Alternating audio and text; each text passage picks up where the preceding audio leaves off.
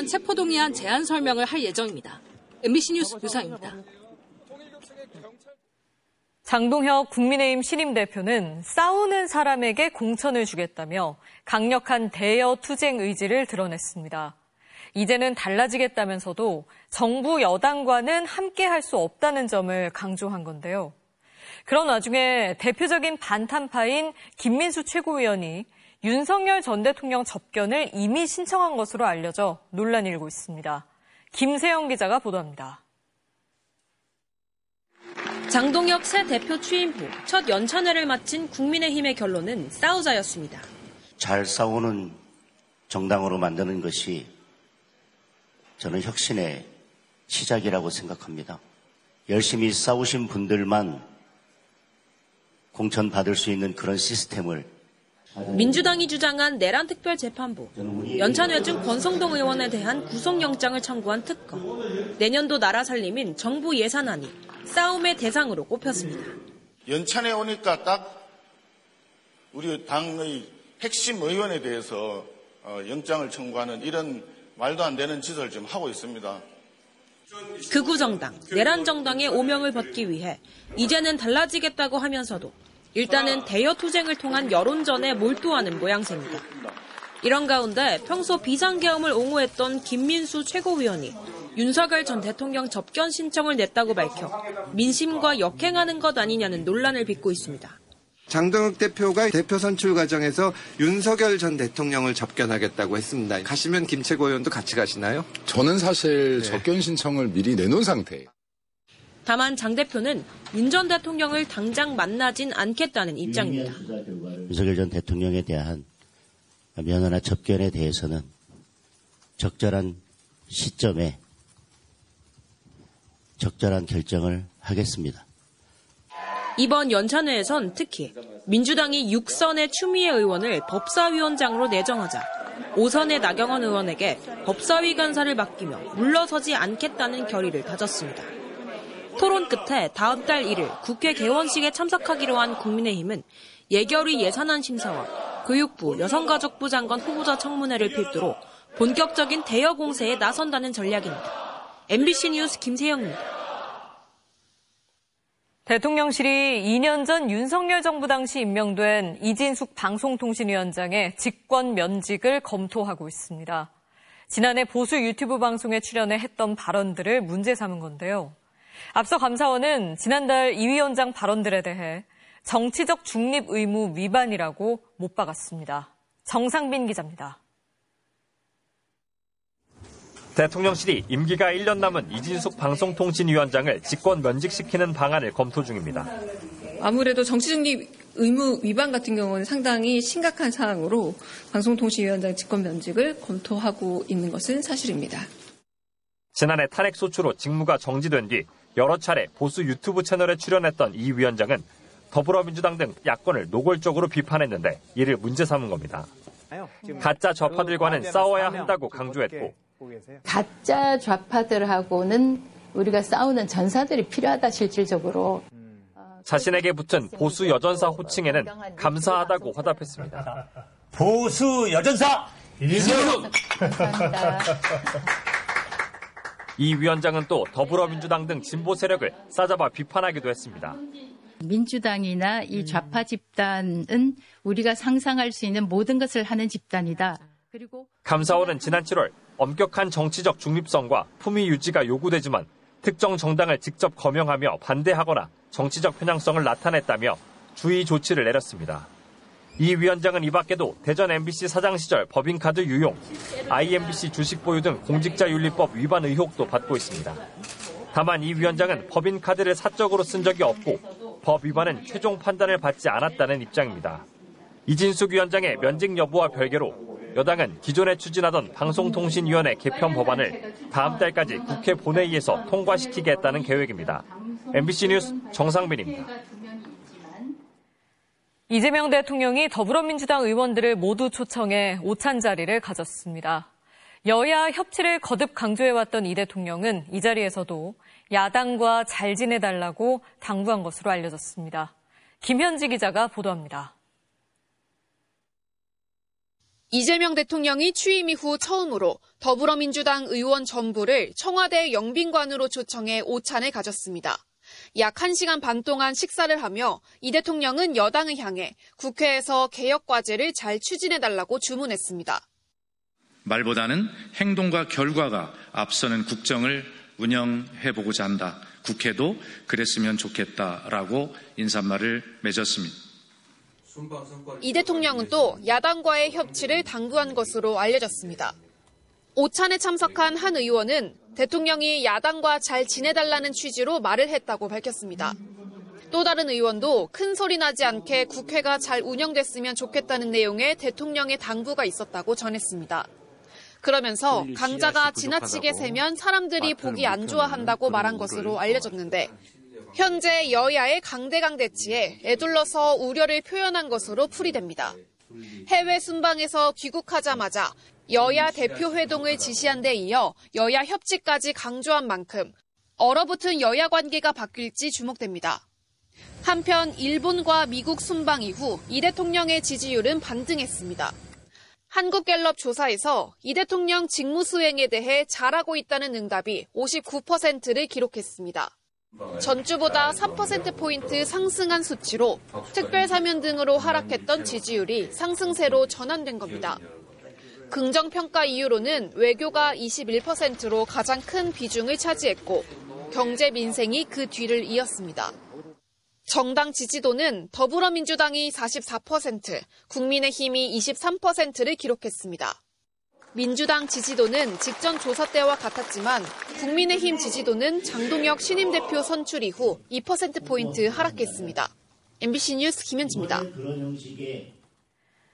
북한 김정은 위원장이 중국 전승절 열병식에 참석하기 위해 베이징으로 갈 때 열차를 탈지 아니면 비행기를 탈지 관심이 쏠립니다.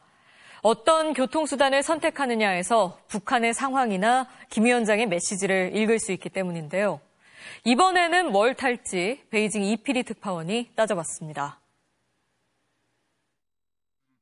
북한 김정은 국무위원장의 전용기 참매 1호입니다. 우리나라에서 예로부터 활용해온 대표적인 꿩사냥매의 이름을 땄습니다. 지난 2018년 5월 중국 다롄을 방문할 때 마지막으로 탔는데 평양에서 베이징까지는 비행시간이 2시간 남짓이어서 접근성 면에서 이번에도 이 참매 1호를 탈 수 있다는 전망이 있습니다. 하지만 구소련에서 제작된 비행기를 개조한 40년 된 노후 기종이라 안전을 담보할 수 없다는 게 치명적입니다. 이미 김정은 위원장은 이 비행기를 타고 한 달 뒤 2018년 6월에 중국 항공기를 빌려 타고 싱가포르 북미 정상회담에 갔습니다. 항공산업이 아주 발전해 있는 국가가 아니기 때문에 여러모로 비행기를 사용한 이동은 안전성은 좀 떨어진다고 봐야겠죠. 이 때문에 열차 이용에 무게가 실립니다. 1호 열차로 불리는 김 위원장의 전용 열차는 폭탄 테러도 견딘다는 방탄철판과 방탄유리도 유명하지만 실시간으로 항로가 파악되는 비행기와 달리 예비 열차를 동시에 운용하고 수시로 선로를 바꾸면 추적을 피할 수 있습니다. 중국 항공기를 빌려 탔던 북미 정상회담 이후엔 해외 방문에 모두 열차를 탔습니다. 2019년 북중 정상회담 때는 베이징까지 20시간, 같은 해 베트남 하노이 북미 정상회담 땐 2박 3일간 무려 66시간을 열차로 달렸습니다. 김일성, 김정일 시대의 열차 외교를 계승했다는 해석이 있었는데 이번에도 그 역사를 이어갈 수 있다는 점도 전용 열차 선택 가능성을 높입니다.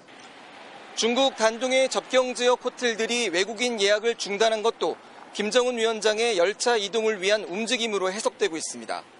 베이징에서 MBC 뉴스 이필입니다. 일본을 비롯한 해외 언론들도 김정은 위원장의 중국 방문에 대해 높은 관심을 보이고 있습니다. 다자 외교 무대에 처음으로 등장하기로 결정한 배경에 대해서도 분석을 쏟아내고 있는데요. 미국 주도의 세계 질서에 본격적으로 맞서려는 움직임이라는 해석이 많습니다. 도쿄에서 신지영 특파원이 보도합니다. 일본 언론은 김정은 위원장의 전격적인 결정을 일제히 전하며 그 배경에 주목했습니다. 집권 후 처음으로 다자 외교 무대에 나서기로 결단한 것은 미국 때문이라고 분석했습니다. 니혼게이자이 신문은 북미 대화를 시작하려면 중국과의 관계 개선이 필요하다며 과거 김 위원장은 북미 협의에 앞서 반드시 중국 측과 사전 조율을 했다고 설명했습니다. 이런 계산은 중국의 이해와도 일치했습니다. 중국은 그동안 러시아와 군사적으로 밀착하는 북한과 거리를 두어왔지만 트럼프 정부가 북미 대화를 반복해 언급하자 중국의 대북 영향력을 과시할 필요가 생겼다는 겁니다. 아사히 신문은 북한 측에서 방문을 제안했을 가능성도 있다며 북중 양국은 러시아도 포함한 3국 협력을 최대한 연출하면서 미국 주도의 전후 질서 변경을 주장할 걸로 보인다고 전했습니다. 러시아, 중국의 유고국との関係も非常に密接にして、その国際環境ですね、自分の置かれた国際環境を有利な形に持っていきたいと。 로이터는 미국으로부터 제재를 받는 나라 지도자들이 나란히 서며 서방에 대한 연대를 과시할 예정이라고 전했습니다. 일본 정부는 제3국 간 이야기라며 지켜보고 있다고만 밝혔습니다.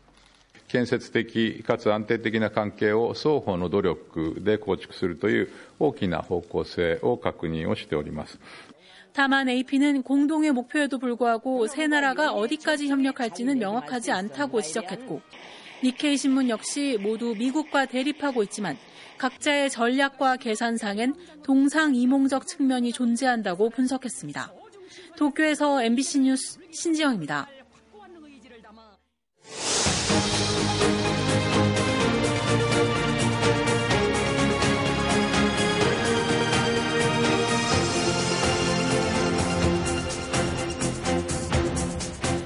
긴박했던 한미 정상회담이 끝나고 여러 얘기들이 나오고 있는데요. 회담에 직접 참석했던 강훈식 대통령 비서실장에게 좀 더 자세히 물어보겠습니다. 실장님 안녕하십니까? 네, 안녕하세요. 사실 이제 와서는 결과적으로 한미 정상회담 성공적이었다 얘기를 하지만 사실 그 전엔 굉장히 우려가 많았었고 특히 한국 시간으로 밤이고 미국 시간으로 아침이었겠죠. 그 트럼프 대통령의 SNS 막 올라오는데 저도 엄청 놀랐거든요. 아마 놀라셨죠?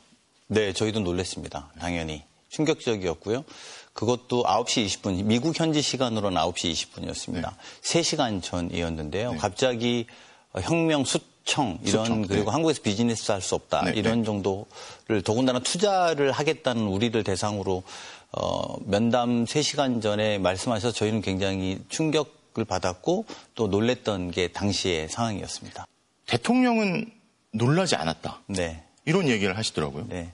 그 사실입니까? 대통령이 그것과 무관하게 그냥 본인 일을 계속 진행하시면서 네, 알겠습니다. 그래서 저는 그로부터 그 SNS가 올라온부터 30분 후에 자리를 이석해서 네. 백악관에 들어가서 네. 수지 와일스 비서실장하고 10시 반에 네. 현지 시간 10시 반에 면담이 계획되어 있었으니까요.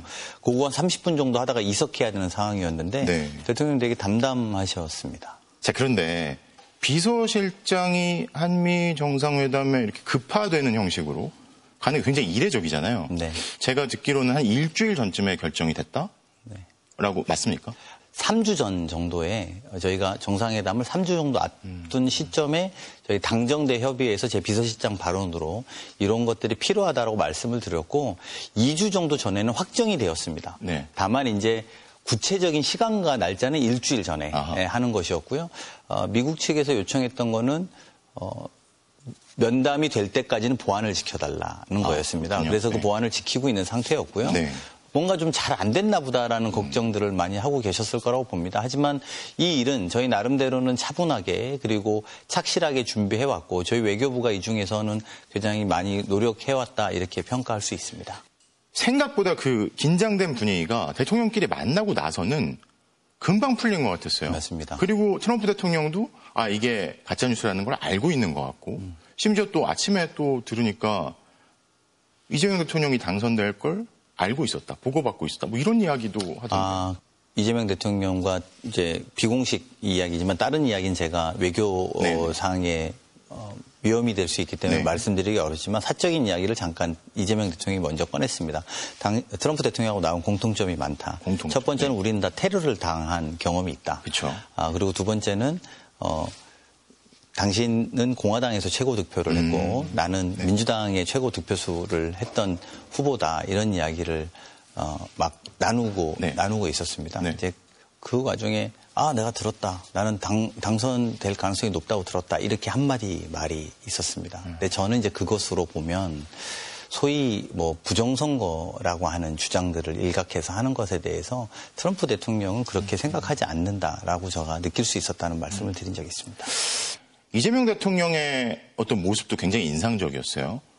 평소에는 그렇게 앉지 않는 모습이 많이 있는 것 같은데 의자 끝에서 허리를 꼿꼿이 세우고 그리고 계속 이렇게 아이 컨택을 하고 눈을 맞추면서 이것도 사실 굉장히 신경을 많이 쓴 거라고 생각해도 되겠죠. 그 뒤로 여쭤봤습니다. 왜 의자를 빼줬는데 앉지 않았냐고. 그렇죠. 그거 궁금했습니다. 네. 그 본인께서 경상도 사람의 예의 같은 거라고 이렇게 표현하셨습니다. 그러니까 그것은 이게 한국식의 예의일진 모르지만 트럼프 대통령도 우리가 굉장히 정중하게 이 정상회담을 임하고 있다는 것에 대해서 느끼셨을 거라고 생각합니다. 대통령 되기 전에도 자주 보셨고 네. 된 후에는 쭉 보시고 대통령이 된 이재명 대통령과 그 전에 이재명 대표, 의원은 많이 달라졌습니까? 제가 옆에서 보면서 약간 놀랍게 생각하는 부분은 보통 권력자들은 성을 쌓습니다. 네. 뭐 굳이 이전 대통령이라고 제가 표현해야 될지 모르겠습니다만 성을 쌓고 성 안에 들어가서 본인의 위치를 즐기는 게 보통 권력자들입니다. 그래서 소위 성역이라는 걸 만들지요. 네. 저는 이재명 대통령 끊임없이 성을 밖으로 나오려고 합니다. 한미 정상회담으로 첫 단추를 잘 뺀 것 같고요. 그런데 이제 국내적으로 보면 뭐 외부적으로도 여러 숙제들이 남아있지만 민생 또 여러 과제들이 있잖아요. 저희한테 가장 큰 도전은 국내외적 상황을 모두 종합했을 때 경제 문제입니다. 저희가 이미 마이너스 성장하는 나라를 이어받아서 이 문제를 돌파하려고 합니다. 사실 이건 실장님 개인에 대한 질문인데요. 네. 3선 국회의원이셨잖아요. 임기가 좀 남았었고 상당히 많이 남았죠. 절반 이상. 그렇습니다. 그렇죠. 근데 내려놓고 실장으로 합류하신 거잖아요. 네. 어떤 마음가짐으로 하신 겁니까? 저는 성공한 정부를 한번 꼭 보고 싶었습니다. 제 개인이 3년 남은 임기를 더 채우는 국회의원 되는 것도 의미가 있습니다만 한 번은 좀 성공하는 정부를 나라를 위해서 보고 싶다 이런 마음이 좀 들었습니다. 좀 쑥스럽네요. 오늘 긴 시간 감사합니다. 네. 말씀 잘 들었습니다. 네, 감사합니다.